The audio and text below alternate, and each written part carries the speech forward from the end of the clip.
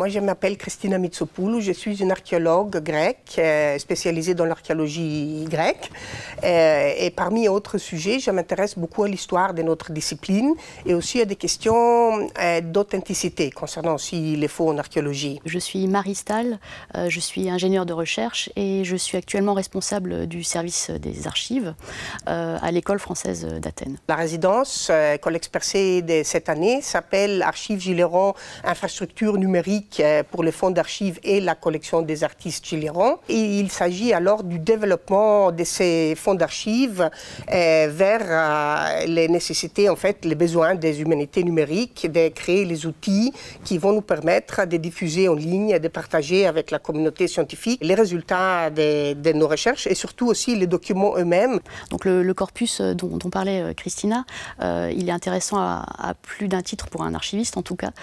C'est parce qu'il mêle en fait à la fois archives personnelles, professionnelles, mais aussi tout le fond de l'atelier, c'est-à-dire toutes les œuvres, les objets, les outils, et ce sur vraiment plusieurs générations d'artistes. Ça donne vraiment une vision d'ensemble de l'ensemble de la production artistique à l'échelle d'un atelier. Et ça, c'est assez rare d'avoir ça en fait dans une institution. Et le but final de notre travail sera de pouvoir ouvrir ces fonds d'archives à la communauté des chercheurs et à pouvoir diffuser des résultats de recherche que nous-mêmes allons produire avec nos collaborateurs dans l'avenir sur ces matériels. Nous avons produit beaucoup de choses qui vont continuer à se développer, comme des listes de documents, des listes de personnes, des sites, des cartes géographiques, des timelines pour les différents acteurs et protagonistes de ces sujets-là.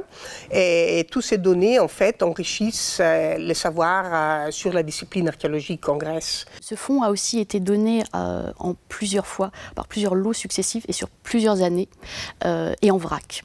Et donc ça, c'est vraiment un challenge pour nous de pouvoir reconstituer en fait les fonds par producteur, par typologie et aussi en fonction en fait des dossiers de travail qui se sont constitués au fur et à mesure de ce siècle. Nous avons aussi les descendants en fait de cette famille qui sont vraiment à nos côtés et qui nous épaulent, qui continuent parfois à nous donner certains documents et nous permettent aussi d'identifier certaines choses qui, avec leur regard en fait très personnel sur ces documents-là.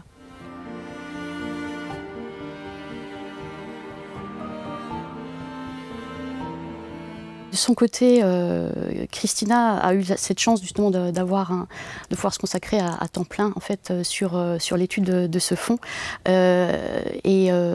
Du coup, on a pu vraiment installer des sessions de travail régulières à deux échelles, je dirais. D'une part, des sessions un peu ciblées sur des choses très très spécifiques comme l'étude des plaques de verre, etc. Mais aussi pouvoir se poser un long moment pour pouvoir appréhender en fait toutes les points stratégiques pour développer le programme de recherche. Moi, je veux remercier Marie parce que c'était vraiment fabuleux de pouvoir être encadré durant toute cette période par une spécialiste des archives. D'ailleurs, on se connaissait déjà parce qu'on collabore déjà depuis quelques années, mais cette année, on a vraiment pu approfondir. Alors, elle me guide dans l'apprentissage de tous ces outils de notre époque des humanités numériques. J'essaye d'apporter en tout cas les compétences en termes d'archivistique, de gestion de données. Et Christina, de son côté, en fait, elle arrive à amener toute l'étude scientifique du fonds avec deux regards, son regard d'archéologue, mais aussi avec une vision historiographique sur différents domaines d'études. Et ça donne vraiment une vision extrêmement exhaustive de ce fonds. Cette année, je crois qu'on a acquis les connaissances, on a compris comment il faut classifier tout ça, et maintenant c'est une question de temps de juste continuer à nourrir les monstres. Mais je crois que l'infrastructure, elle a été faite grâce à cette collaboration. Et on a pris le train vers l'avenir, je pense. Et ça, c'était vraiment... On a rarement le temps de se réformer à de nouvelles aptitudes. Ça, c'est vraiment grâce à cette résidence.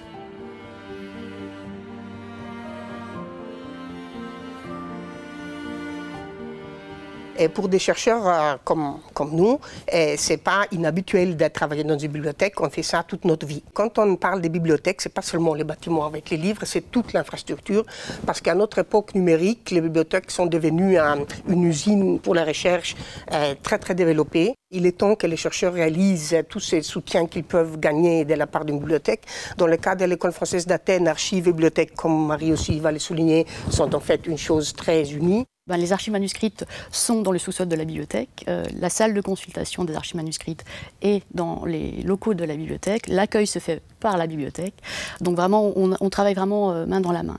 Donc même si effectivement le fonds Gilliéron n'est physiquement pas directement lié à la bibliothèque dans le sens où ce n'est pas elle qui le gère, on a tout cet effort qui est mis en place par deux services au sein d'une même institution pour faire vivre à la fois archives et bibliothèque pour le plus grand bénéfice des chercheurs au sein d'un seul même espace. Je pense aussi que notre fonds, précisément le fonds Gilliéron, il est étroitement lié avec cette bibliothèque parce que c'est dans cette institution que ces artistes sont tout d'abord venus en Grèce. Et alors ces fonds, ils se trouvent vraiment dans son environnement naturel.